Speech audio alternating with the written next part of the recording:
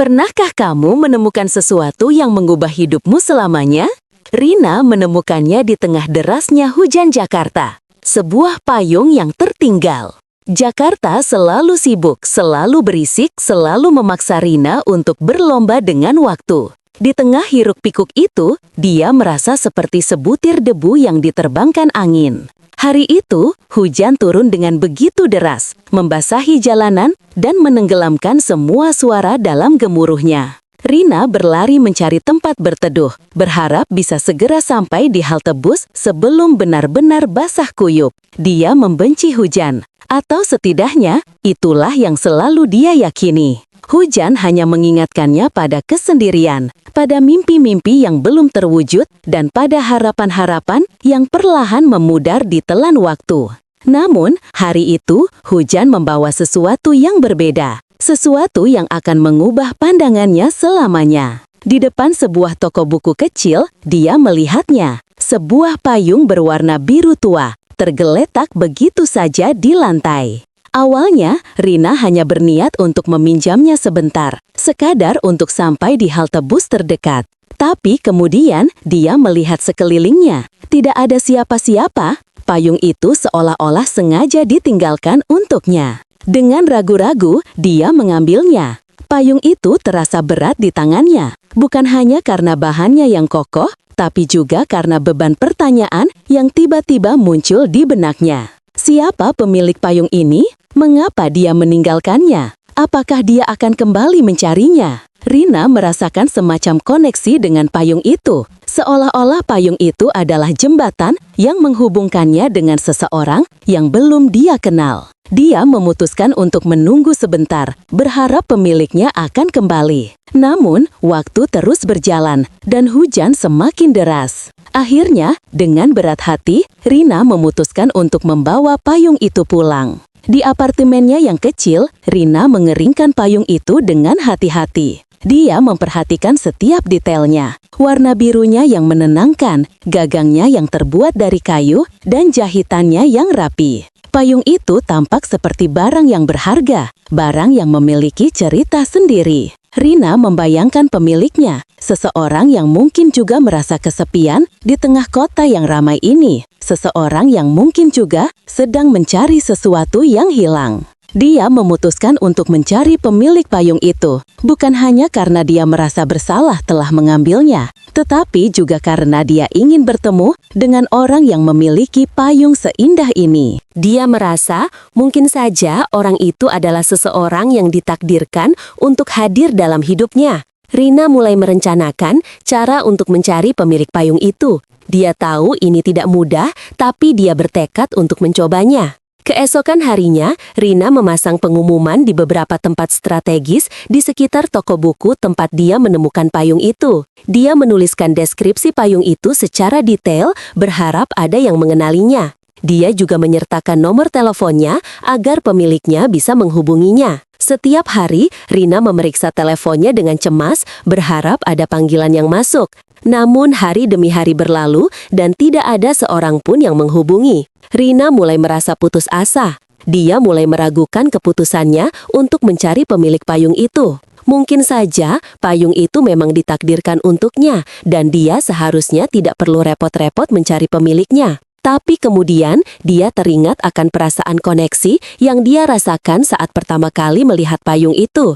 Dia tahu dia tidak bisa menyerah begitu saja. Suatu sore, saat Rina sedang duduk di sebuah kafe dekat kantornya, dia melihat seorang pria yang sedang membaca buku di pojok ruangan. Pria itu tampak familiar, tapi Rina tidak bisa mengingat di mana dia pernah melihatnya. Saat pria itu berdiri untuk pergi, Rina melihat sesuatu yang membuatnya terkejut. Pria itu membawa sebuah tas berwarna biru tua, warna yang sama dengan payung yang dia temukan. Dengan jantung berdebar, Rina mendekati pria itu. "Maaf, apakah ini tas Anda?" tanya Rina sambil menunjuk ke arah tas pria itu. Pria itu menoleh dan tersenyum. "Ya, ini milik saya. Ada apa?" jawab pria itu dengan ramah. Rina menarik napas dalam-dalam sebelum melanjutkan. Saya menemukan sebuah payung di depan toko buku dekat sini beberapa hari yang lalu. Payung itu berwarna biru tua seperti tas Anda, kata Rina dengan gugup.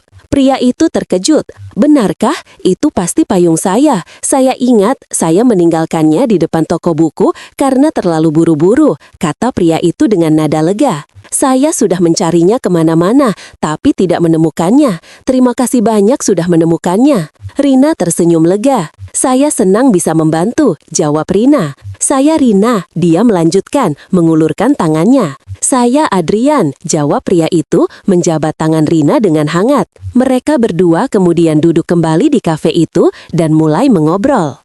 Mereka berbicara tentang banyak hal, mulai dari buku-buku favorit mereka, hingga mimpi-mimpi mereka, hingga ketakutan-ketakutan mereka. Rina merasa seolah-olah dia sudah mengenal Adrian sejak lama. Dia merasa nyaman dan bahagia berada di dekatnya.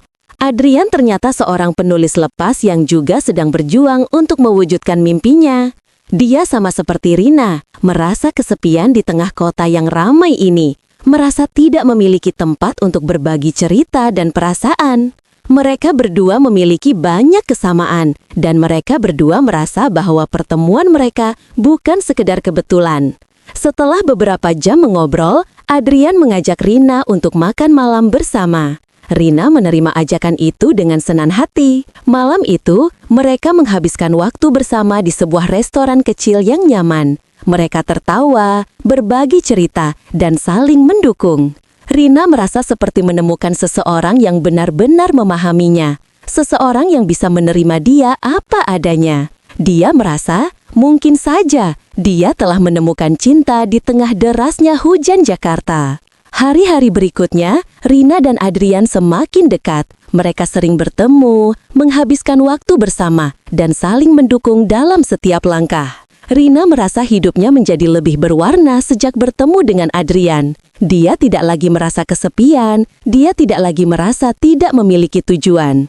Adrian telah membawa kebahagiaan dan harapan baru dalam hidupnya. Mereka berdua menyadari bahwa mereka saling mencintai, dan mereka memutuskan untuk menjalin hubungan yang serius.